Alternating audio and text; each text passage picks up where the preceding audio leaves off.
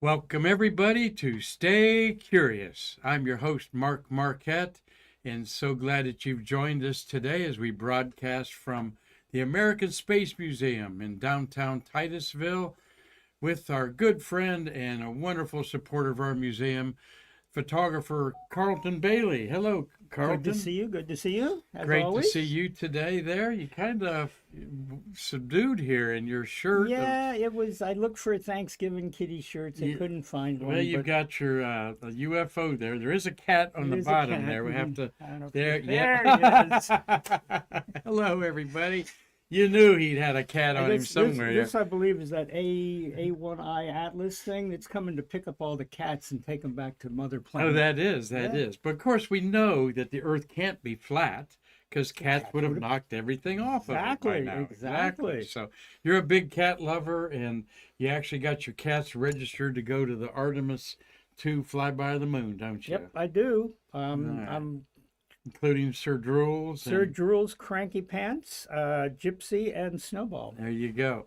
And he's got about 1,000 other critters that he takes care of at his preserve out there in north of Port St. John, north of me, Canaveral Grove. Canaveral It's Grove, called yeah. up there. Keep So those checks flying. and warming coming in. everybody up for a great show today. 16 beautiful shuttles launched in the month of November, and Carlton's covered 4 of them that he's going to show today. And each one kind of a unique way, and the ones you selected, Carlton, one astronaut flew on 3 of the 4. All right, and another one flew on 2 of his 3 missions. What we're going to talk about today. And obviously, I didn't do my homework proper enough because when I looked up all the flights of the space shuttle in November, it only listed like 6. So I didn't quite do my homework enough. So we got more to send. We got more. We like having you on once a month, and if I'm a little off kilter there today because I downed this. No, I did not. You brought me this, a Godzilla Pabst Blue Ribbon, which back in my drinking days, that was one of the first beers I ever drank, or kind of Well, a sweet beers I ever. It was, yeah. That and Stroh's is the other one When up in Northwest Ohio. I did partake of that, and it brought back many memories of my youth. And Blatz. Hope everything's okay on your end, Marty, because my smart tablet's giving me the blue circle that I wish I could get the time back in my life. I've watched the blue circle go around. How about you, Carlton? Um, I've watched a lot of things that weren't there, but Well, what you been up to? There, Marty Winkle chuckling over there, saying, "Yeah, I can understand that." What's that? Visit us with a Groupon? Okay, there we are live. now you We'll got get it. your Okay. comments. If you got a question for Carlton, he's got my. This is my drink coaster there, a frizzy panel there. Almost I'm like that- actually drinking Dr. Enough. Not too many people of you know the vitamin potential of a green bottle Dr. Enough. What have you got there, my friend? I have actual rocket fuel, and it's a coffee from my friends Marnie and her husband in Altamont Springs, just north of Orlando. It's a fine coffee, medium roast as they call it, but actual go. rocket fuel. All right. Well, we're going to have some fun today as well. What a beautiful green screen that Marty chose there. Tell us what that is. That is, looks like an Atlas V. It probably was taken up on the VIF, or the Vertical Integration Facility. That's where they take all the parts of the Atlas out there and they put it together out there. And then it's on the roller railroad car thing, and then they roll it out. They roll the actual launch pad out. It's like a mobile pad like the shuttle is on, and they roll it with railroad cars out to the launch complex and launches right off of that. And then they roll it back into the launch tower and the platform are together. They'll roll it back into the VIF after launch, and well, they'll clean it up first and roll it back in and start preparing another one. There you go. Out there, pad 41. 41. All right. And No, that's just the left 40? of the VAB here at Kennedy Space Center. But it's actually on Cape Canaveral property, correct? Or is it, Marty's 41 on Cape I think or NASA property? 41, I think, is on NASA, Yeah. but they that's call it Cape Cape, Canaveral. Yeah. We got some space news, some stuff to talk about. We've got that in here for a reason. Had a beautiful launch last night. We're going to have We're going to have one tonight that got scrubbed, the Saturn V. We'll talk about that in just a second. We wanted to get this slide up there so Marty can put that between the two of us. Glad that you can always avail yourself to us here, my friend. And I've been up in Tennessee, as everybody knows up there. And I had to wait in line to go to the bathroom up I there. thought you'd been in my backyard again. This is near my late brother's. You have one of those in your backyard? I live in the groves. We haven't gotten plumbing out there yet. There you go.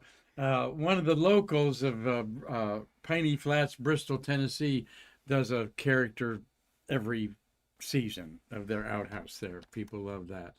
Our sponsor today is Man Space, and our good friend Mitch Rothman and his wife Paula, great supporters of our museum. Rich has a Facebook page that he created a couple years ago. It's got 20,000 people on it. Whoa. All right. And they're our sponsors today. They're great supporters. I got my button on right here. There's my button. Now, I couldn't believe when I saw 20,000 today there. But they got a Facebook presence and a YouTube page where you can see some Mercury, Gemini, and Apollo movies and other things that are of course, NASA property, so you can show them anywhere. So thank you, Mitch Rothman, and all you 20,000 members of Man Space for coming to our Facebook page occasionally and supporting our events when you're locally here. So we think that's strong that we have sponsors like Mitch and Man Space and Space Hipsters, another monster website, a 70,000, not website, Facebook page that Emily Carney's the Space Hipster #1, and she's on our board of directors. Oh, she was over this way recently, wasn't she? Yes, she was here Saturday for the Katie Coleman was somewhere autographing things. I was up in Tennessee, as you could see. Yep, thank you, Emily Carney, for being on our board and spreading the good love of our American Space Museum. Let's talk about some news here a second. 13 humans orbiting the Earth, all right? I thought we'd be talking about 10. But seems like here we have 13 humans orbiting the Earth, 6 on the Tiangong Space Station, 7 on the International Space Station. Let's see, 7 and 6, that does make 13, right? In the old math it does. I don't know about the new math. Good. But we thought Shenzhou 20 would be coming down after 6 months in space. But oh no, and that's what I forgot, Marty, was my notes. No, I didn't. I have them right here. Good. I'm almost fairly organized here. Yeah, there we are with that. Good. China's Human Space Flight Agency has delayed the scheduled return to Earth of a crewed Shenzhou spacecraft due to suspected space debris impact. Okay, there's the headlines on Space News. I forgot to cut them off at the top. It's that's a great magazine and website there. And how would they know this? And what is this all about? Have you read up about it? I haven't heard a word about this one. Yeah. Well, they were going to come back on the 5th, and they're delaying it because they detected in the spacecraft that's docked to one of these that look out the window, not the spacecraft, but the docking mechanism there. Here's the 6 tachionauts on their heavenly palace, okay? It's about 2 school buses together, all right? There's not much more behind it than you see, and there's nothing radially connected to it, but, I mean, there is, but it's science ports there. This is the biggest section of it. And Tiangong 20's been up there since April 24th. We've got Chen up there, Chen and Wang. Okay, and they got visited by Zhang and Wu. All right, Sounds Dr. like, Zeus can't make this stuff up, can they? nope. Sounds like a panda boy band. There you go. So this is familiar to us in America, as the Starliner didn't work out so well for Butch and Sonny, and instead of 8 days, they stayed 8 months. Okay. So what's the scenario? How would they know this? All right, possibly from impact screening on an accelerometer and acoustic sensor data. All right, they don't see they have sensed something hit it. And these accelerometers, I think, are very interesting. Even in the Apollo 1 fire, they used accelerometers to attach the spacecraft to know how the astronauts moved around to Hmm. try to get the hatch open. Um, a telemetry could be a problem by the impact of space debris that we know is a huge problem now. Parachute deployment structures, damage to the thermal protection system, the heat shield, all are critical things for a safe landing, all right? And they land on the land like the Soyuz Russian spacecraft that they copied. Here's the backup. They got a 10-meter long robotic arm, that's about 30 feet long, capable of crawling, and a smaller, more precise arm that could be employed with the cameras on it to look at close-up impact damage. The crew may conduct an EVA, extravehicular activity, to actually see if they can see any debris impacts. And then they could come back in this recently arrived Shenzhou 21 spacecraft. China keeps another Shenzhou spacecraft and a Long March 2F rocket in a state of near readiness at Woking, their spaceport, for emergency situations, and these can be ready for launch in 8.5 days. That's something we don't have. No, ready because to I was go. just while you're reading this, I was thinking it's like this is maybe a good homework for Steve Jokums. He likes to look things up. The difference between their orbit and our orbit, if there should be a catastrophic event that they didn't have 8 days to get somebody up there to save one of the two crews, would the other crew be able to get anywhere close to help rescue? Yeah, that would be Never even thought about that before. no. That's would the two superpowers cooperate in the for humanity sake on there? So a fluid story that we're going to be talking about until they come back, of course, and keep you apprised of it. Like you didn't know much about it, Marty didn't know much about it, and maybe Dave Stangy's catching up on it today up there. I see Tommy Usiak says, "Hi there, CB." Hello, Tommy. And Tom Celentano's watching, and we got a return to RTL 1960. He's hoping for a launch tonight. That's And, Robert Law. pardon me? That's Robert Law. I see RTL 1960. Yeah, Yeah, that's that's Robert Law. Oh, okay. Okay, it's Robert Law. Okay, all right. All right. He'd like to drink some Tang on there. So thank you, Marty. Yeah, I was thinking return to launch site, RTL. Yeah. Well, Okay. that's what I assumed it was too, and he's in hiding from somebody. 13 humans in orbit. Crew Dragon has been up there for 90 days or more. Crew 11, the Soyuz MS-27 crew are scheduled to come back December 9th. Okay, December 9th. And I didn't look up when Crew 12 is to be launched. Probably, you'd think around that time or in January. So Johnny Kim, our American astronaut, will come back on a Soyuz spacecraft up there, as we got 3 Americans, 3 Russians, and 1 Japanese astronaut up there right now. So that's the story on our human beings orbiting the Earth. And let's put that aside for another day there and kick it off with this beautiful shot there. I just love that. That's- What a kind of mid-twilight there. That's a winner there for sure. And we hope to see a launch that got scrubbed last night. Now, United Launch Alliance is launching what? Yeah, six a year. All right. And the cadence for SpaceX and their launch pads is 6 a day. well, more like really about 8 to 10 a month. Yeah. All right. I don't know whether it's this one or the last one tied. One of the next couple launches is going to break the launch cadence for last year from here. And I believe this launch of ULA was tying it. They said last night at how many, Marty, did you win that conversation? 93? Up to 92 now? No, I think last night made 93. Okay. I mean, I used to have trouble covering 12 a year, and now it's 12 a month, if not more. Well, United Launch Alliance, because of it's an ocean port, or, ocean launch site, had a valve problem last night. It's all fueled up, ready to go. They tried to extend it a little bit, and it just didn't work out. They want to get up there.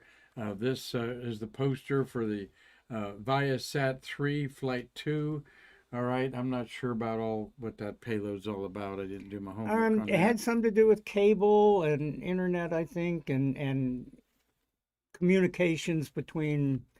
It's not military, but sort of like a civilian commercial uh, Anyway, internet Atlas kind of. V's a big rocket. They got the strap-on boosters, so it's a heavy satellite for sure.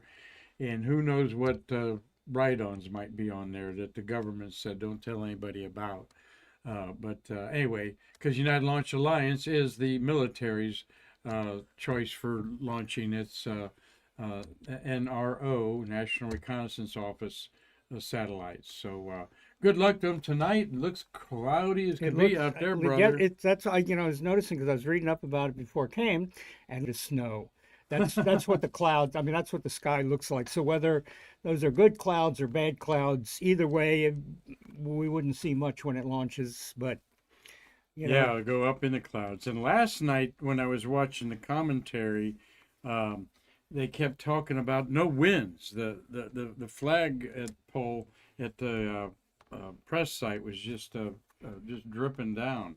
You credentialed to go somewhere and watch it tonight, or what are you gonna do? No, I with the shutdowns going on, they did take people out to do remote camera setups, but because I had prior commitments in Orlando, I wasn't able to do that. There is no commercial press site being catered by anyone because there's nobody that can get people onto the Cape. That's right. There And, you and go. Forgot about all the that. public Yeah. affairs people and on the Cape side, their offices closed and shuttered, and the press site, the press people over at NASA at KSC, theirs has been shut down and is not open. So I'm finding out a lot about these launches. Actually, was listening to the weather radios in the morning, finding out when notice to mariners are going out, and that's sometimes the only way I can find out when something's going. Hmm. But no, they're taking people out. ULA, I think, can get people out to put remotes up, but they can't. They don't have the ability to take people on site on either places without Air Force or Kennedy babysitters, what are they, shampoo, overseers. 8:16 tonight. 8:16, 80% go. It's talking about is a constellation comprised of three K-band satellites, each designed to be capable of rapidly shifting capacity throughout its coverage area to deliver bandwidth wherever it's needed most. I think it's 1016. So once in service, it's expected to more than double the bandwidth capacity of Viasat's entire existing fleet, adding more than 1 TBPS, terabyte per second capacity to Viasat's network over the Americas within early 2026. 1 terabyte a second? Whoa! But I think it's 1016, 10, not 8. 22:16. Yeah, 10:16. 10:16. Okay, window closes at 11 o'clock. So they got about 45 minutes to get it up there tonight. So last night there was not a cloud in the sky. Driving back from Orlando, it would have been perfect to watch. And well, last night we were at an event with this gentleman. All right, and there is Jane Hodges on the left and Gene Wright on the right. Jane Hodges, an outstanding educator for decades for NASA, doing a lot of outreach all over the world, quite frankly. Bob Seek is there in the middle with Gene Wright, the So sister. You all know her, worked TPS for 8 years on the shuttle. And Bob was our NASA Legend dinner at the Italian American Club in Melbourne, Ugali District. And we had a delicious meal and heard a great talk from Bob. There's his hat, his hard hat that he said he rarely had to wear that because he was always inside the launch control. Manager of the shuttle program and launch director for 51 shuttle launches on 2 different stints there. And he came back to straighten out things after Challenger. Bob had a great talk, just a short kind of some anecdotes, and he's just a wonderful person. Started working in the Mercury program. A graduate of University of Virginia in Charlottesville, Go Wahoos. as is other. No, they're the Cavaliers. Well, they're strange because they got the Cavaliers, but they're also called Wahoos. But Okay, nobody seems to know what a Wahoo is. there's a Wahoo. No, that's a Yahoo. Yeah. No, Cavalier with Kathy Thornton, astronaut, and Mike Leinbach, 2 launch directors. Harry launched, Holcomb was a was he really? Harry UBL Holcomb. All right. graduate. And our group included there Jay Honeycutt and his wife on the left, and there was astronaut Jim Adamson showed up, good friend of Jay's, and here for the summering. He's wintering down here. He summers at his home in New York State. So it's great to see Jim there and Jay. Great event we had, and we're going to do another one in January if you're local. Haven't chosen our guest speaker then, but it's to raise a little bit of cash flow money for the American Space Museum and get us known a little bit in Melbourne, where all those big companies are. So, all right. Hope y'all can support us any way you can there. Got 4 beautiful launches of 16 in November that we're going to go through with some of your work there. Briefly, tell us what you've had a 40-year career. How many launches you think you've covered?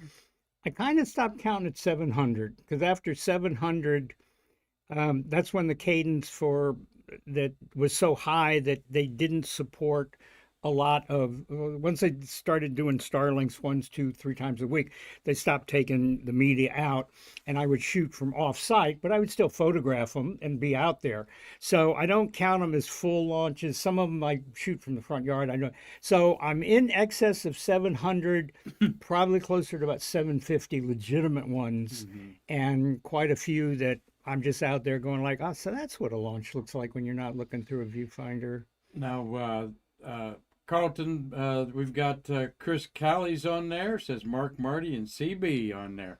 And some of them are going, did he say, oh, I just shoot some from my front yard, you know? Yeah, I don't even go outside now anymore. Sometimes I just, wait a minute, that's, the rumble, I missed it. I should have set my alarm. Well, Chris, you and the rest of them, you'll be old one day and you'll understand why sometimes sleep is more important than photography.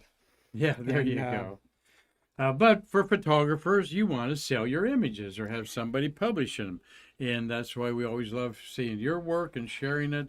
But who did you work for that brought your groceries home for a while? Well, I started with Countdown magazine, which was a little basement printed up and distributed off of an Apple computer by a professor at in Athens, Ohio, at whatever college that is. He was an English professor. OU. OU. Yeah. And then University while I was of Ohio. working with Big him, party school. I managed to get a classified Delta Titan launch, sent it to AvWeek, Aviation Week, and they said, we want to use it. And I'm like, no, you don't. They're like, yeah, we do. So that's how I got into Aviation Week. And then while I was shooting for Aviation Week and then Countdown, along came McDonnell Douglas, who bought a Delta II launch photo from me. They liked that so much.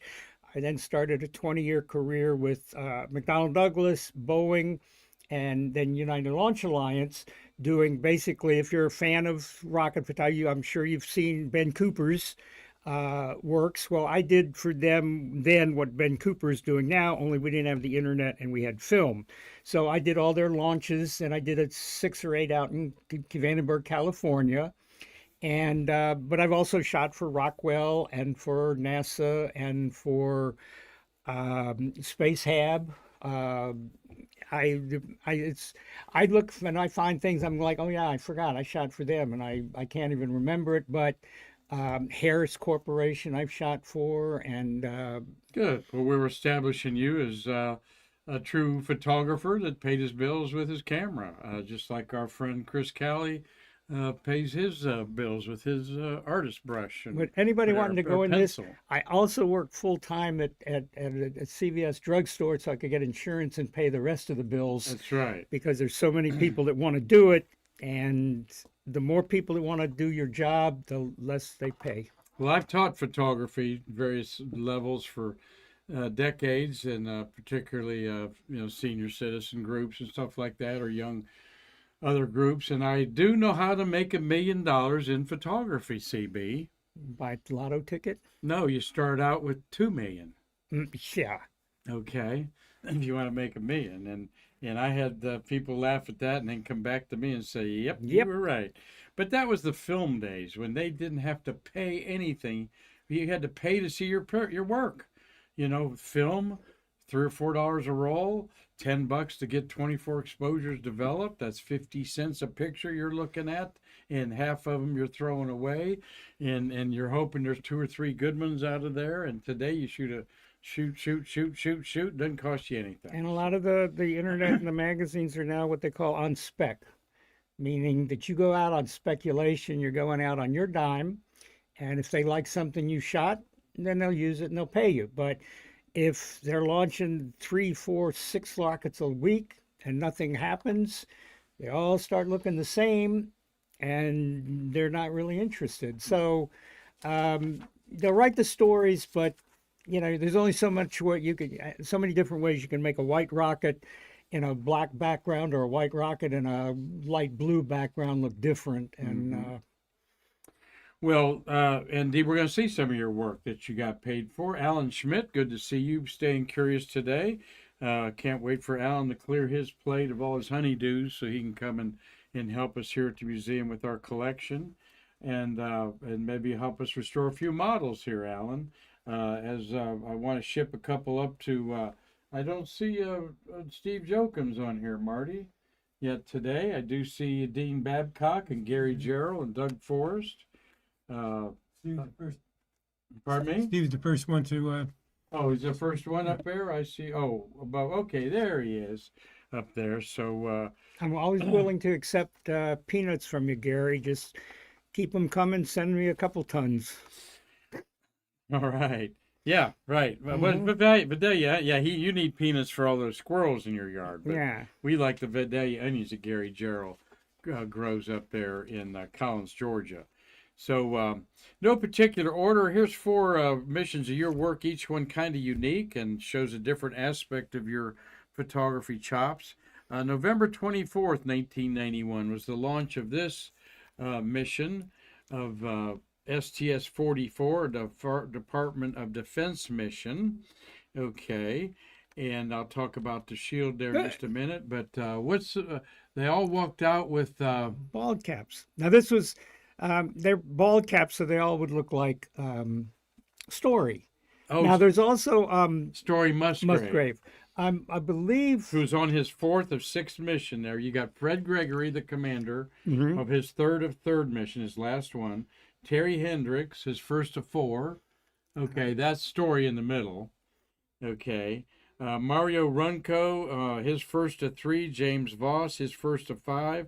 And Tom Hennon, a 1-1 on there. So you had 4 rookies, and Gregory, commander, on his last mission, and Story Musgrave on his 4th of 6th on there. and it's Mario Runco is the one on the far left.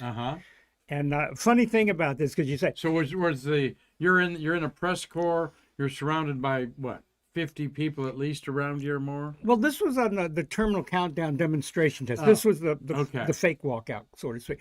And there usually would maybe 10, 15 people would show up, sometimes not as many. There's a story behind the bald caps, though, because on Fred Gregory's first, back on 33, I think it was, he and it was Catherine Thornton and Fred Gregory, they all came out wearing like cowboy hats. We'll see a picture of that here in a minute. And they were taken aside and had speaks with saying, we don't want any more cowboy hats. At least this is the story I heard. Maybe Says George you're Abbey said you're that. not allowed. We don't ever want to see cowboy hats ever again. So technically, these are not cowboy hats. These are bald caps. Yeah, So they could get away with it once. interesting. Once they got away with Once it. they got away So, with it. Well, let's look at the mission logo that I love the artwork. The STS-44 crew patch shows the space shuttle Atlantis ascending to Earth orbit to expand mankind's knowledge. The path illustrated by the symbolic red, white, and blue of the American flag represents the American contribution and strength derived from the mission. The black background of space, indicative of the mysteries of the universe, is illuminated by 6 large stars. These stars represent Americans who work in support of this mission. Within the Space Shuttle's payload bay is a Defense Support Program satellite that will help ensure peace. The stars of the flag symbolize our leadership in an exciting quest for space and the boundless dreams for humanity's future. Wow, there's some prose there to describe what I love. This patch. This is one of my favorite ones. it was very simple, colorful. tells the story, very simple in there. And Marty and I have heard Fred Gregory speak at the astronaut encounter. Maybe you have Oh, too. many times. He never talks about his mission per se. He talks about the universe and Hubble telescope. He even shows the Hubble telescope deep space shot of all the galaxies and stuff like that. Right, Marty? Right. Yep, right. All right. Well, is your blast-off shot. A night launch at 6:44 p.m., which is dark here in Eastern Standard Time in November. They landed about 7 days later at Edwards Air Force Base. What are the challenges of a night launch? This was off your remote? This was off the remote. It would have been film. So you don't have the leeway with digital. You have to figure that it's going to be a bright, bright engine light and a dark thing. And anytime you try to take something light and dark, you've got to get, you can get, and you got to get the shuttle visible as well. So you got to expose for a little bit of everything. Shuttles were fantastic to shoot for because the light, you had the hard stand down there and you had so much light coming down, but it would bounce off the ground and bounce back up because it took so long for this to get off the ground. The light would bounce back up and illuminate the shuttle. And this is just getting out of the range of the light, and the top of the tank would be gone, and the top of the boosters might be gone, but you still got the shuttle. And the higher up it would go, the more you would lose of it because it would be getting out of the bounce back light. And it was almost like a little reflector down there. And that's why a lot of these launches now, they don't have solid motors, they don't have a bright engine light going off. And they get off so fast, there's no time for them to sit there and get a bounce back reflection, and it's even harder now. But that's what we would use as a backdrop, and hope that the smoke, and you'd also have all the smoke in front and in back reflecting light back up, like like you use the bounce lights here in the studio. And if you're doing photo shoots, you'd use like reflectors to bounce light around. Exactly. Light acts like ping pong balls, and that's what you take advantage of. By the way, we've got 2 of Fred Gregory's 3 flights in the month of November. But excellent shot there, and it is tricky to shoot at night there, another remote shot. But let's look at another shuttle of the month of November, and this one, STS-80, and I bet a lot of you've read about this one for a couple noted events that happened there. There's the crew. You've got left there is Ken, let's see, the commander's Ken Cockrell. He's on the right-hand side. This is his 3rd of 5 flights. These are all very experienced astronauts on this flight, in contrast to the STS-44 that we just had there. We got double numbers today, 44 and 33 also. Kent Rominger. Roman is over on the left side with the mustache. His 2 of 5 missions. He has the most time in a shuttle, a cumulative time. He held the record for most hours in a shuttle. upper left, that beautiful lady is Tamara Jernigan, her fourth of fifth flights. Wow.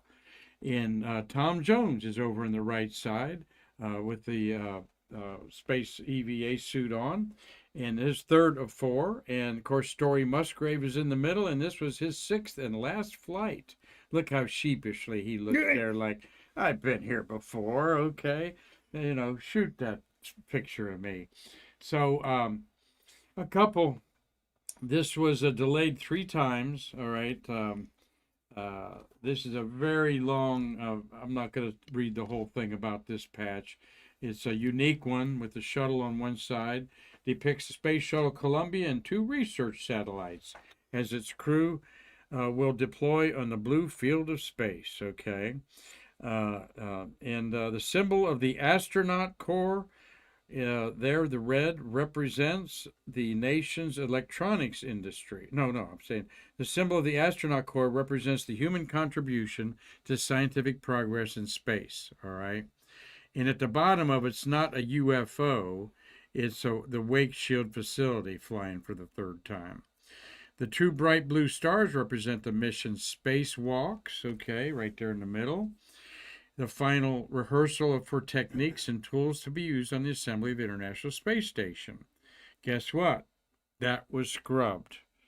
Do you know Tammy Jernigan and Tom Jones were waiting, everything ready to go outside and do the spacewalk, and the door wouldn't open. The hatch would not open. Now, this is Columbia. Columbia had a docking egress inside the payload bay. It wasn't in the payload bay. It was inside the crew cabin in the lower end down there. Took up a lot of space. That's a famous part of Tom Jones's book, Spacewalker.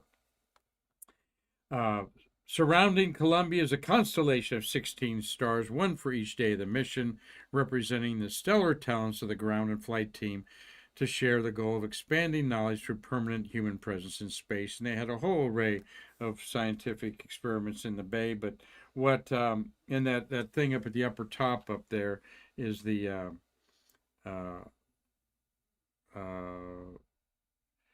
orbiting retrieval far and extreme ultraviolet spectrograph.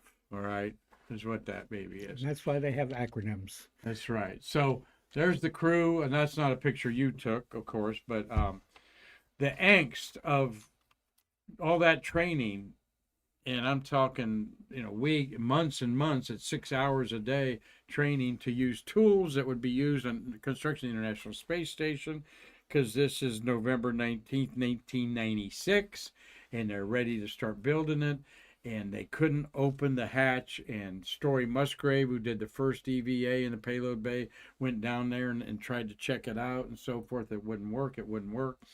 So he didn't go in because they were pressurized, but once they scrubbed the EVA and they got back to Earth, they found out there was a FOD, piece of a screw. It wasn't a bolt, I think it was, caught in the mechanism of the turning gears of this hatch. And the thing is, big faux pas. And the thing is, you can't just go, okay, on the next flight we'll do it, because they're flight specific. So you wasted, not wasted, but because you've got other things. No, to you do. did waste their training, their time, their efforts. And, so when you'd have to take up another flight with that exercise, or schedule an additional flight just to do what they weren't able to do on this flight.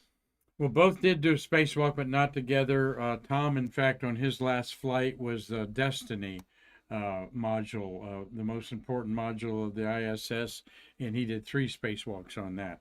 And Tom will be at Shuttle Fest 5.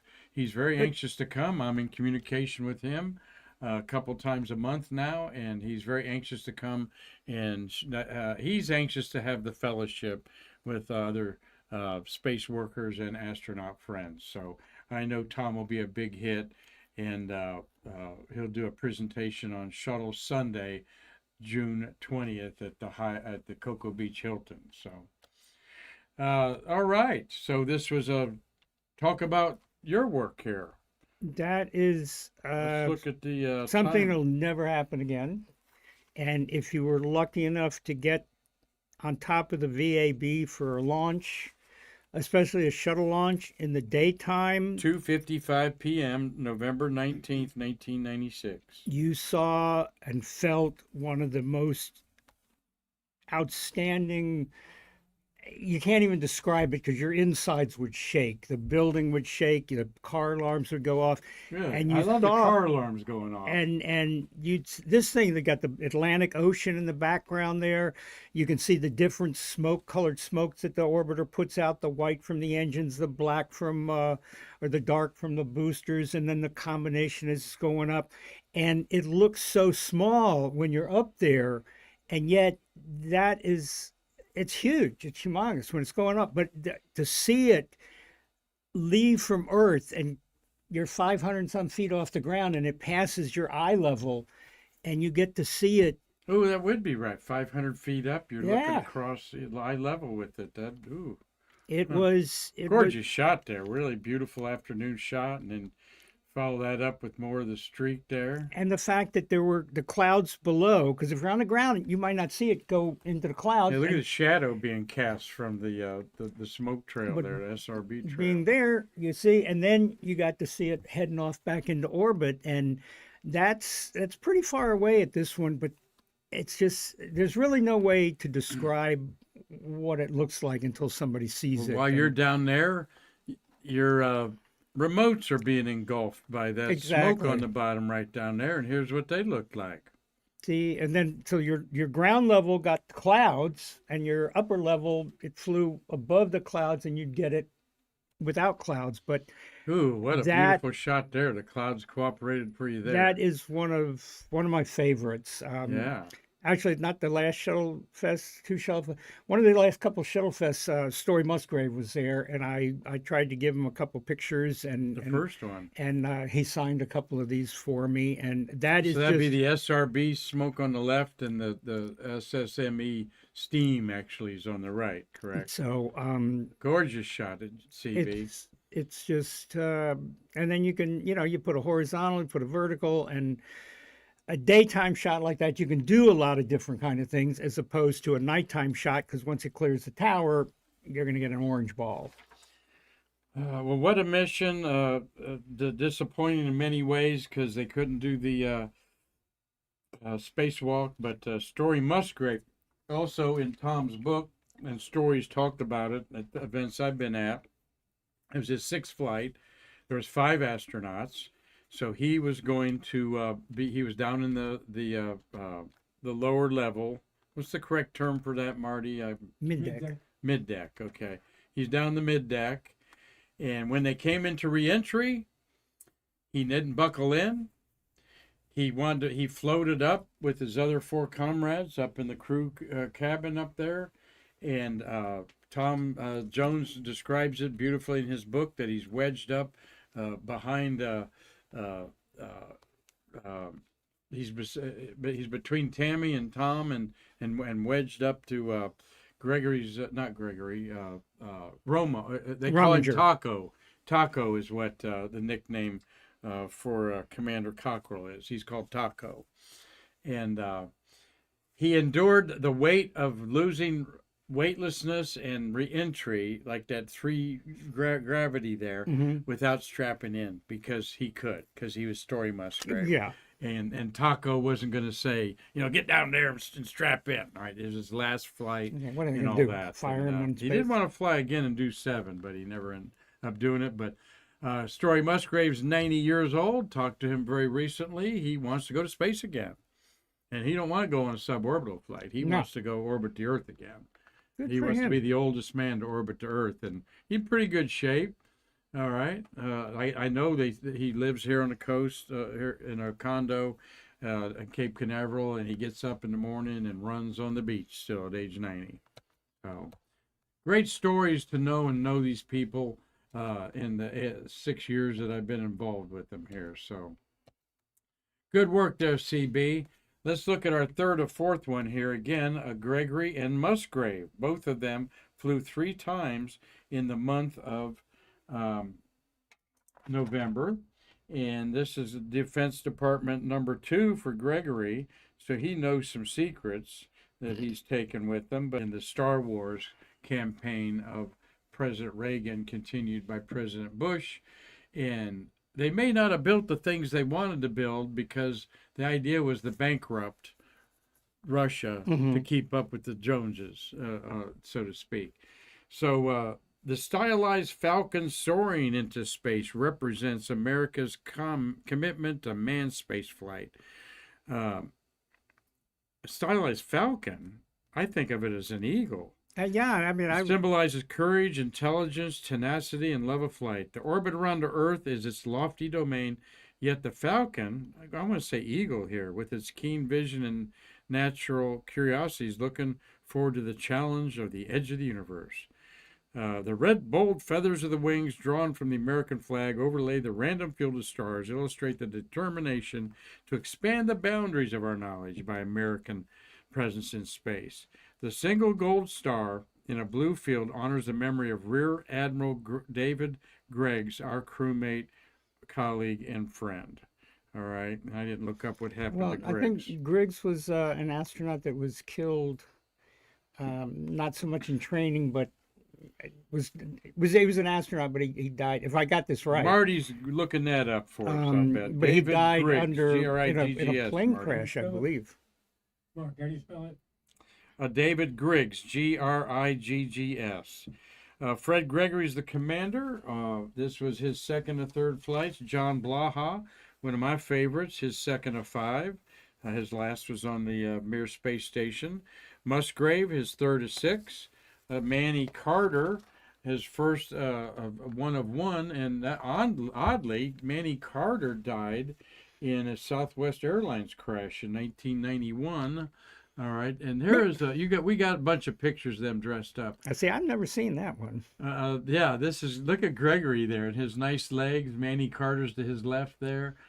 Story, and of course Blaha and Kathy Thornton showing a little leg there. Kathy, her second of 5 there. And it was the 5th classified mission dedicated to the Department of Defense. I love Kathy Thornton. She's been on a little bit of everything, a DOD mission. They really can't talk about this one. All right. November 22nd, 1989 was the launch at 7:23. Let's see what we've got. Pictures you took of the crew. This was when they have the terminal countdown tests. They go out there, they walk out, they go out to the vehicle, they load the vehicle with fuel, and they count it down as if it was an actual launch. Both of these were from the countdown. There's a little M1 tank that they would, tank. And we'd go out to the pad, and this is where they would give them the slide wire basket things. We all went back to the crew, or there was a bunch of us had gone back to the press dome afterwards to write up stuff or just hang out and see what's going on. The crew walked in, and just while all the press was there, which was like a NASA nightmare because they don't want the media with the crew, but the crew was such that they signed. Everybody ran into Joanne, the photo lady's room, and quick got pictures from Joanne. And the crew signed them all, so we got a nice full crew signed photo from all 5 of them. Marty's got our go ahead, Marty, on Griggs. Yeah, he was killed when the vintage World War II era training aircraft he was piloting crashed near Earl, Arkansas. Thank you. Wow. All right, and 2 crew members here killed. After the mission was Manny Carter on there, so. They called him Sonny. Yeah, Sonny. Okay.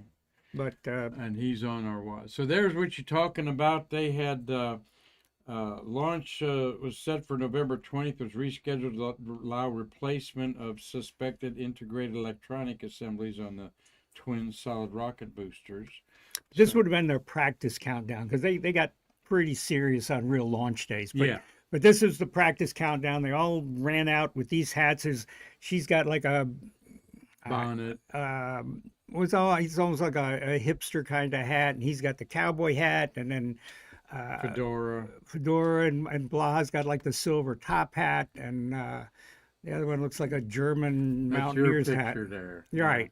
And a lot of times people wouldn't show up. You wouldn't get a lot of the news people show up for these countdown tests because it was just a practice. It wasn't the real thing. People couldn't afford to go out there. and or send people out there. So very few people would be able to get these. The terminal countdown test, do they do it in the same time frame? Like this is 7:22 launch. So do they go out there and do it to give the feel of the timing there? Most of the time, Marty, it was you might always in know the that. morning, and they would walk out around 7 or so. It was So usually the answer is no. no, I don't think so. If I remember, they would always be over around 11 o'clock. Okay. And do it, but they would do it exactly the same way they would be doing it during a real launch, fueling and everything. And it wouldn't be like the trainer where they throw in all these boo-boos and anomalies and things.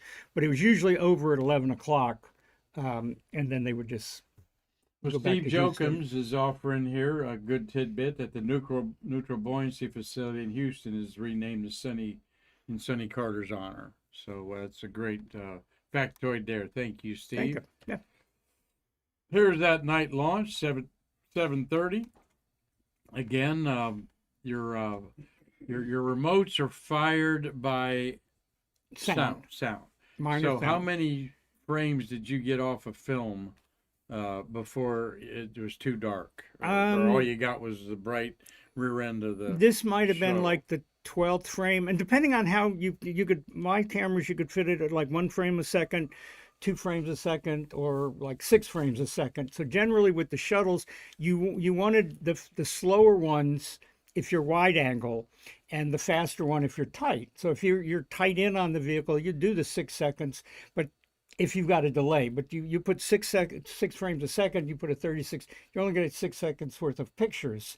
And you add a second or two, maybe you get 7 or 8 seconds of pictures. But by then, it's still, you got 7 seconds of the main engines before the boosters light, so you wouldn't get any launch photos. So this is probably the 12th or 13th. This was the only frame in the sequence where, except for the first couple as it's sitting there and just a little glow under it, the smoke came directly out. This was in the crawler way. The smoke would come directly out, and Steam from the steam- SSMEs built up. That's why it and blocked it. and it blocked it. So this was basically, I think this was the only frame that was usable once everything had started to leave the tower or the launch pad, that it wasn't obscured by smoke. Of course, I say steam because Steam and it's smoke. from the SSME engines and the hydrogen the water suppression systems. What I'm trying to say is where all the steam's coming from. The thousands of gallons of water dumped on there to help the pad survive the launch. That and it acousticals. Yeah, it would keep, acousticals. it would keep too. the That's shuttle really, from being, or the payloads from being Then rattled around. and it getting off that just in a matter of like 3 seconds, it's gone. Right. And after the SRBs again. And I learned from Tom Usiak that basically, You if learned something from Tom Usiak. Wait a minute. well, here. what I really learned was Newsflash. not go out there and find another hobby, But no, on the shuttles, the ideal picture obviously is if you had a big bird flying through. But the ideal picture of a launch, you tried to get the tip of the tank and the tip of the lightning tower equal. So when the tip of the tower and the tip of the external tank were as close together, that was the ideal picture that you wanted. Excellent. Good tip there, Tom. And he certainly has done that. Easy to do in the daytime, too. With, Or I might have taught it to him. I forget. One of the two. Mm-hmm. Sure, yeah. sure.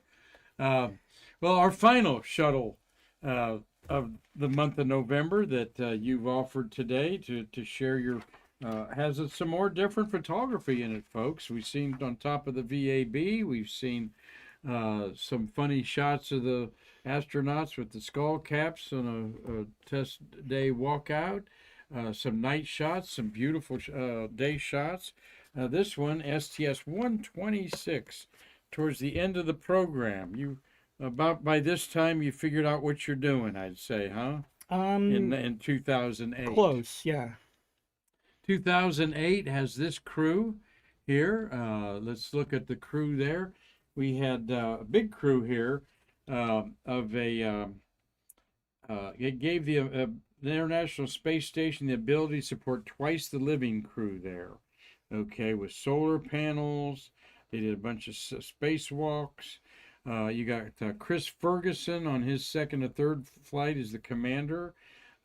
Eric Bowe, his first of two. And then I think Eric Bowe flew on did he fly on a Crew Dragon? Sandy Magnus, her second of three flights. She was on at 135. We've got Don Pettit, his second of three. Steve Bowen, didn't write down how many he's had on there. Shane Kimbrough, okay, one of three flights. And Heidi Marie Stefanishin Piper. Heidi Piper, we call her. Yes. She lives in the great state of Washington up there and wants to come to Shuttle Fest. She and I had a good talk about that. Great addition. We'll have her one year. So huge crew, 1, 2, 3, 4, 5, 6, 7, and they were dropping off Sandy at the space station, I believe, on there. And by this time they had learned, and I believe it was gosh, I can't think. She was the administrator. Oh gosh, she was the assistant administrator under Nelson. Pam. Pam Melroy. When she brought her crew down, rather than walk out and get right into the van, by now Pam, I think, is the first one to do it. She stopped her crew, so every crew after that, the commander would stop them by the van for about 15, 20 seconds and have them pose like this so we could get good shots. Because otherwise, they would come walking down and the commander could be in the van before the last person was out the building. Yeah. Or somebody's head obscuring the other person. So this was good. That's why they're lined up like that. A good way to do it there. Well, they got used to the risk and the confidence that everything was going to be all right too. Let's give you a little behind the scenes of this beautiful patch. It represents Endeavour on it. So we've seen four of them. Were they all four different? We got Endeavour, Columbia, Discovery, Columbia, and Atlantis. Yeah, all but Challenger in there, buddy. I planned on these it that top way. four by coincidence. Endeavour, on its mission to complete the assembly of the ISS in 2008, launched on November 14th at 7:55 p.m. The inner patch outline depicts the multi-purpose logistics module Leonardo. Near the center of the patch, the constellation Orion reflects the goals of the human spaceflight program, returning us to the moon and onto Mars, which are also shown. we were going back to the moon and Mars in 2008. Did we miss that? Well, we went. We just didn't send humans. That's like 17 years ago. Yeah. Oh, we didn't send humans. Yeah, we haven't sent humans. We've sent things, but they just some of them made it. Some At of the them didn't. top of the patch is the gold symbol of the astronaut office.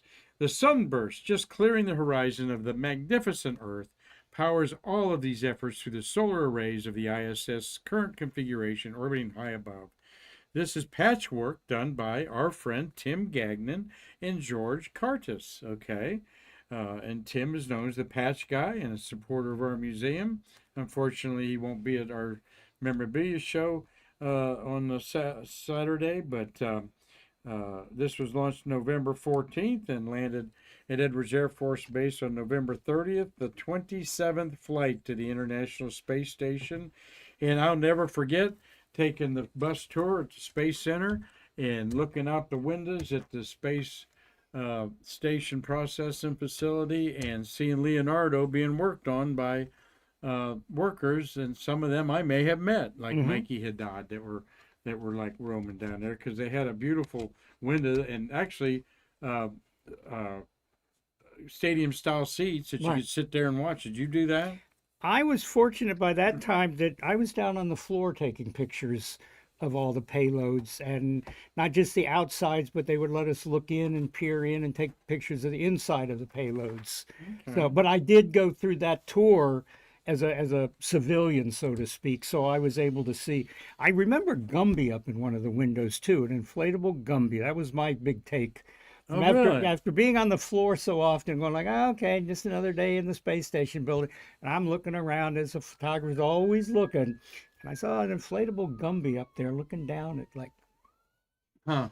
So Well, we're waiting for Rupert, the Right. space armadillo, to make his appearance in the cupola. well, Spanky's got him in a duffel bag and maybe too busy to bring him out. They've been up there about over a month. I'm and wondering if he Spanky, hasn't been of out. course, is We Michael just, Fink. yeah, I wonder if he's been out and we just haven't seen the pictures yet. Well, maybe not, because our friend and a recent Colcom Award winner, Jamie Draper, the director of the Sands Museum and Cape Canaveral Museums, honored a week ago with that Colcom Award. He was the editor of the U.S. Space News and Right. right. The magazine was Aviation Week? Aviation Week in Space Technology. Yeah. So I was in U.S. News and World Report. That's where I got my pictures published. Okay. You were in the other thing in there. So, yeah. Anyway, we're Jamie has not shown pictures of it because he's not working. They're under, of course. One day I'll bring in my overlook of all the armadillos at the launch pad photos I have. Oh, let's do I that have next time. armadillos. Critters at the pad. I have armadillos in front of almost I got a every critter active laying trip. around here that you saw. Where'd that go? Docent desk. Oh, I left it on the docent desk. Okay. No, we'll show that critter tomorrow. I'll show the critter I'm talking about tomorrow when we have fun on a Friday here on Stay Curious. Night shot again, but barely leaving the pad. And this was from the press site. So I this was was gonna from say, is 3.5 that miles 300 mil? away. Is that 600 millimeters? Probably the 800 millimeter. But then it also had a Size little of the lens we're talking about. converter on it, and so it made it like a 1/4. So it was either the 500, which put it at 750, or the 800, which would have put it at like 1200. Now you know when the Manual. SSMEs are taken off. Okay, I mean that's 6 seconds before the the solid rocket boosters go. What is your timing to push the trigger?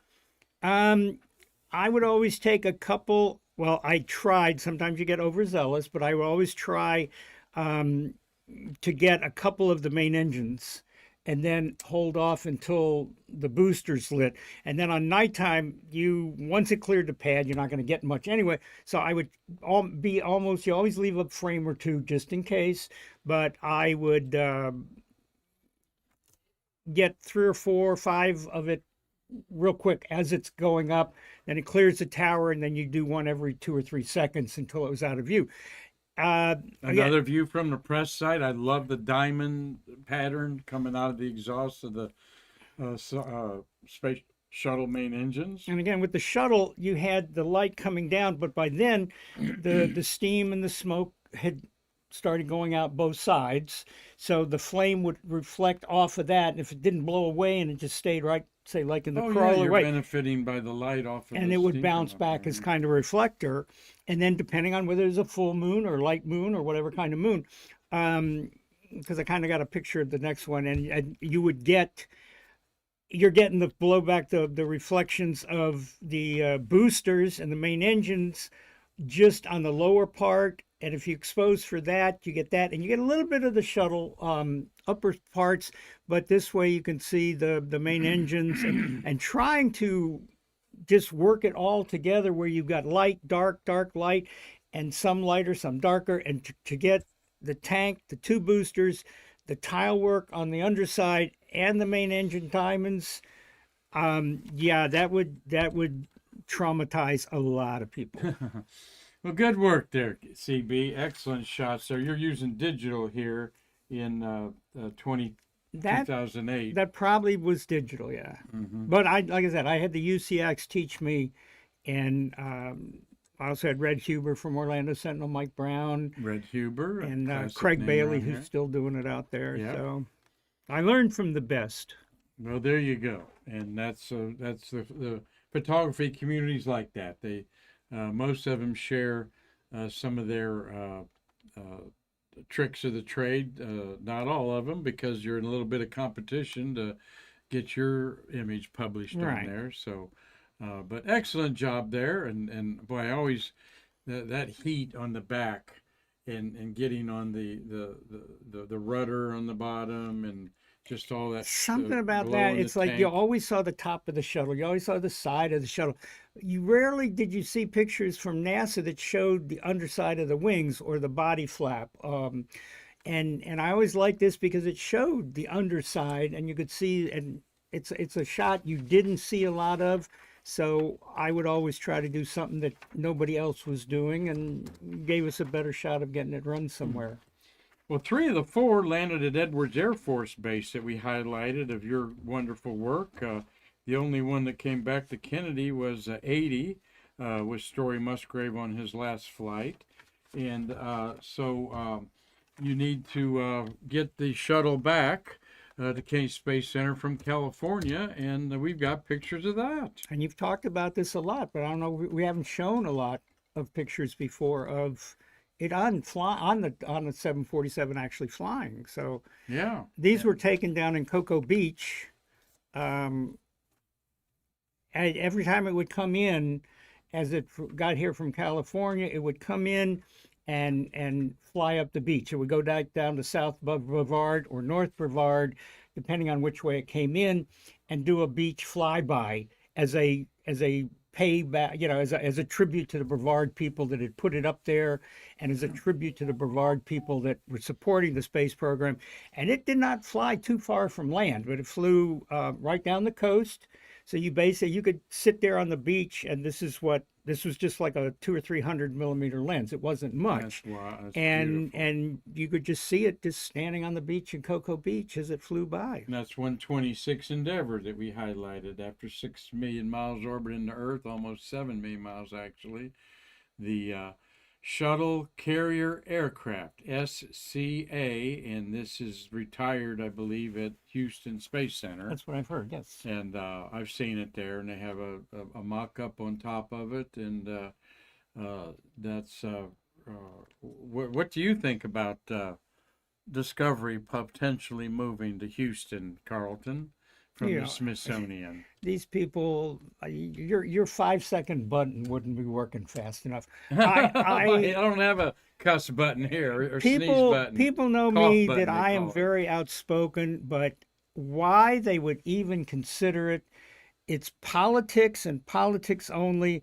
It would be cheaper probably to build a new one, because you wouldn't have to put all Yeah. the insides together. You're just going to look at the outside anyway. Well, Marty's got. Did you hear Marty's solution to how if it has Magic. to be moved? is David We'll have David Copperfield. Copperfield move it like he did the. I- He made the Statue of Liberty disappear, which gets David Copperfield to just magic move it over to the George Abbey Park over there. We don't want it moved, and Politics I don't think it will be. does some really strange things, and All this right, I'm hitting the mute button. it's this should not be a political. This should not even be an issue. That's No. my final word. It should be The left- issue that's not talked about is it's at Washington Smithsonian. It's at here at the largest tourist attraction, most visited in the world, Kennedy Space Center, and it's in California because of the population of the people that will come and see it. All right. Smithsonian owns it. Did you hear people just dying to go to Houston for vacation? No. Okay, it's a wonderful city. I've lived in Conroe, north of it, 40 years ago. But it's not like a tourist destination like Los Angeles, like Washington D.C., and of course we'll never lose Atlantis here. But No, it's Marty, I see a good question there from Robert Law for our wonderful guest Carleton Bailie today. Right. With digital camera, would you just use auto mode? some people would not fully auto, but you could put Daytime maybe. on daytime you could probably do it, but it's still going to switch around a little bit if you put it like even daytime 500th of a second. Each picture is going to be 500th of a second, but the brighter it gets, the aperture is going to close down, so your brightness on the picture is going to be different. So if you go for the brightness so that your picture is the same color, same density, you would set it for aperture mode, and then it would be different speeds. In daytime, you'd still have fast enough to get it looking alike. I never did that because I was too afraid of getting a streak shot or a 30-second exposure when it started, and just it was too, for me, I wasn't that much of an expert. I would always do, well, daytime on film, I'll put it out there 500 at 8. That was it. If it's going to be a bright sunny day, put 500 at 8 on film. And then you kind of translate it to clouds or sun or this, and nighttime. Nighttime would be 250 at 8, or 500 at 4, this kind of thing. You could do it. Digital camera was a lot tougher because digital didn't transfer to the photo itself the same way light and the apertures would translate to film. So it was not quite as accepting of differences. So there are people that will do aperture priority and speed aperture and their speed. And I've never done that for fear of I screw up enough when I do it on the way it's supposed to be done. So you get it down, you do it, and at least if you do it, you did it wrong, but not waiting for it to do it wrong.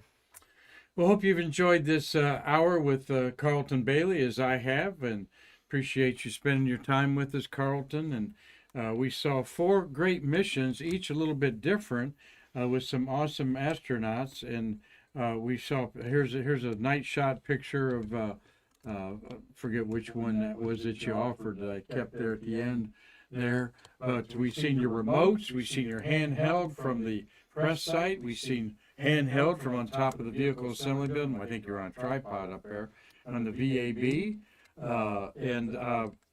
Going out here before we have a final question is we've not seen you streaking.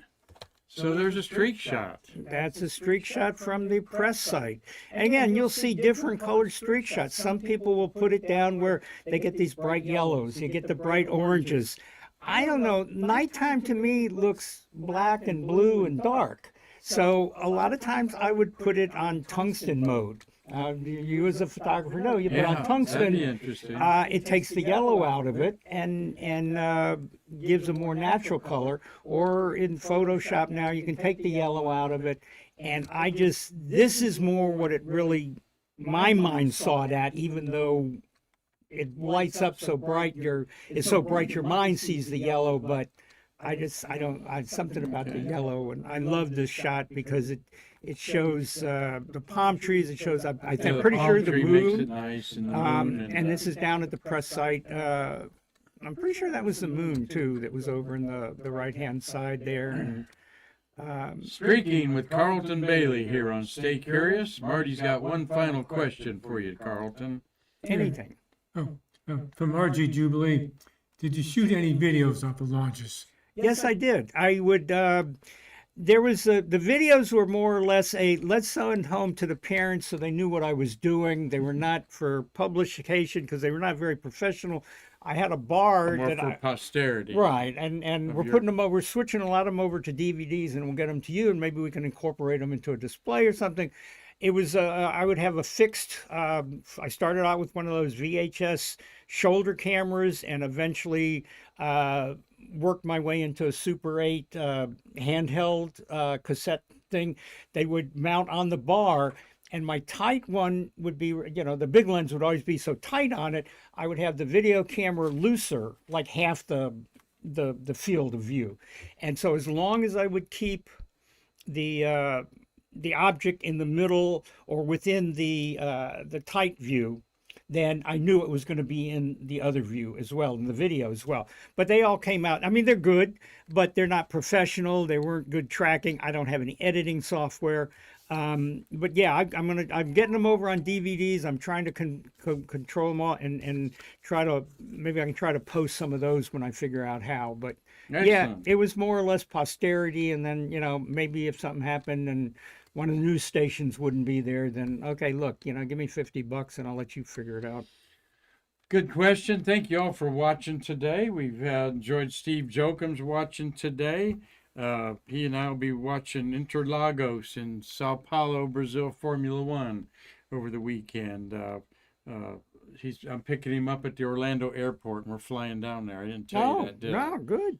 No, I'm lying like Do you want me to drive you over so you don't have to I leave your car? wish, but yeah, drive me over there. But we are going to see a launch in a little under 5 hours, we hope. Cloudy over here as I'm looking out the window of our studio. at 1016, the Atlas 5, the 551 configuration. That's the powerful strap-on boosters there. 5 boosters, 5-meter Fairing. fairing. And so we had a Vandenberg launch. RG Jubilees watching, let us know while we had the show. Dean Babcock and Gary Gerald, good that you're watching. Dougie Forrest, Tom Usiak, and Tom Celentano, always faithful watchers. Robert Law, up there in Dundee, Scotland. Hope it's clear for some moonlight tonight, Robert. And he did mention Aurora, is we're going through a solar storm, and there's been some awesome Aurora for you up north. In that state up north of Ohio. You could quite possibly get Aurora up there if it's clear up there for Dave Stange and our other friends up there in that state north of Ohio. Are there any states north of Ohio? I don't think so. And Alan Schmidt, glad that you joined us and enjoyed Stay Curious, and Freeway of Other watching today, staying curious with us today. So, Carlton, thank you so much, buddy, for all that you do to talk I about do have the a American Space quick Museum. message for Chris Calick. Chris, your buddy Congroy says hi, and we're working a deal with him to try to get you, the USACs, and everybody together to have a little mini powwow about space. And Who? Congroy Padilla. He's Congroy Padilla. Okay. he's the I met him through the USACs and Chris because he's a massive space fan. Uh-huh. I met him. He's like just as involved with space as he is with the horror conventions and Godzilla conventions. He's like the perfect friend. Space, Godzilla, and you can't. And he's an artist, and he's he and Chris are very good friends. Conroy lives up in Chicago, and we're trying to get him down to Shuttle Fest next year. All right, which is June 19th, 20th, and 21st here on the Space Coast. We know we'll be talking a lot about that. Well, I'm going to finish up my Dr. Enough straight from the stream mountains of Tennessee, and your rocket fuel there, buddy. I'll bring you some rocket fuel. Good job. Good show. We appreciate seeing your work. It really came together well. Hope that you all enjoyed that on this Thursday, November 6th, 2025. And we'll rack it up again and have a Friday show for you today. We'll look at some space history, some space news going on. As we know, that China now is in a maybe emergency situation to get back 3 astronauts in an injured spaceship. We'll see how all that plays out and just see what's happening in space history tomorrow. So again, thank you all for watching. Thank you, Marty, for an excellent job on our Streamlabs board there. And thanks again to the one and only Carleton Bailie for showing us your beautiful work, and keep at it, brother. We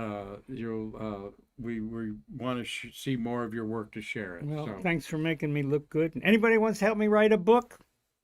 Keep those cards and letters. Help me, because I need it. Okay. We'll Well, cut you. make notes and just start making notes and writing it down there. It'll all happen there. Well, thank you all for watching. Until next time, I'm Mark Marquette along with Carleton Bailie saying we can't wait to see you to what? Bridge the space between us.